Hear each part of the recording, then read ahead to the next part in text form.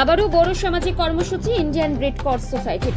এদিন ওই কর্মসূচিতে প্রায় 500 জনের অধিক রক্তদাতারা রক্তদান করেন। পাশাপাশি 1000 জন মানুষকে অত্যাধিক ঠান্ডা থেকে রক্ষা পেতে চাদর এবং শাল বিতরণ করা হয়। এদিন নদিয়ার বগুলা ইউনিটের পক্ষ থেকে ওই কর্মসূচি গ্রহণ করা হয়।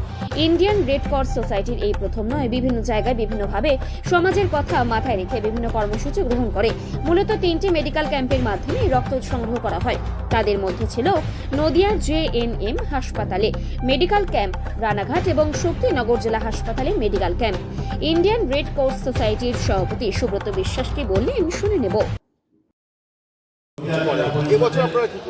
এবছরে মোটামুটি আপনারাও এখানে উপস্থিত হয়ে দেখতে পাচ্ছেন যে আমরা 500-র উপরে আজকের এই অনুষ্ঠানে রক্ত অলরেডি চলছে। 3টে ক্যাম্প, একটা JNM হসপিটাল, মেডিকেল কলেজ এবং আপনার শক্তিনগর এবং রানাঘাট।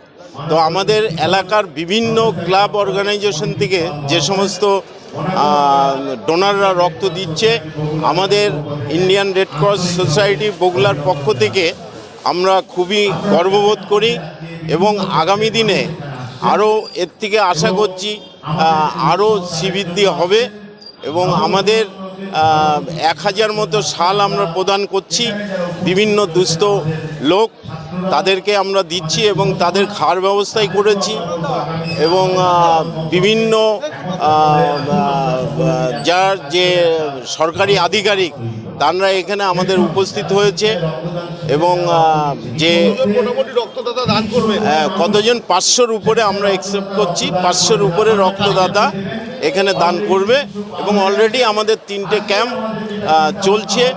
আপনাদেরকে অনুরোধ করব বিভিন্ন ক্যাম্পে ঘুরে আপনারা দেখুন কিভাবে সমস্ত যুবক ছেলেরা এখানে রক্ত দেওয়ার জন্য লাইনে আছে।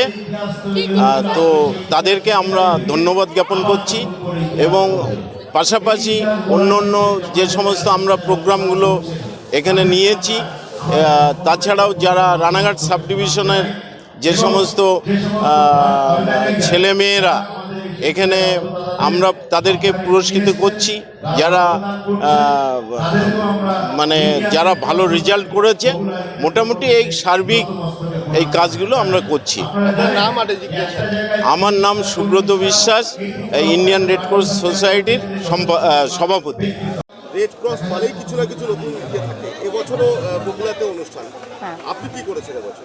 আমি প্রথম থেকেই ছিলাম এই অনুষ্ঠানে। প্রথমে প্রভাত ফেরিতে বেরিয়েছি, তারপরে ওখান থেকে ঘুরে এসে গুণীজন সম্বর্ধনা ছিল, সেখান থেকে আমরা ব্লাড দিয়েছি, ব্লাড ডোনেট করেছি। আগেও দিয়েছি, এবছরও দিলাম। যারা ব্লাড দিতে ইচ্ছুক সবাই চলে আসুক, সবাই ব্লাড দিক। ব্লাড দিলে আবার ব্লাড পাওয়া যায়।